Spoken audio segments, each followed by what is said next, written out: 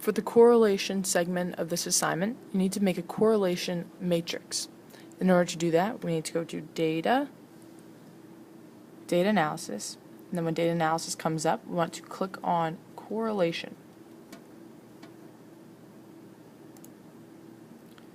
In order to create this, we will go back to our original tab at the bottom, Characteristics for my Puma. We will select the information, excluding the Bronx and the other boroughs.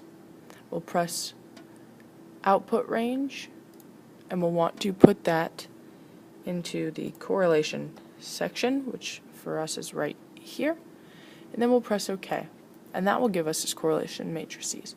So we can see that the correlation between the count of IDs and male percentage of population is right here. It's a very low correlation.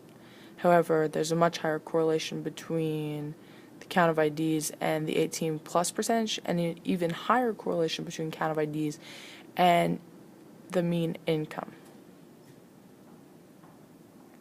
Next, we'll want to analyze two different variables that we can choose from here, and I chose to use mean income and count of ID because they had the highest correlation, and I copied and pasted these cells out of Characteristics per Puma, our first tab, and then I needed to create a scatter plot, and this is the scatter plot.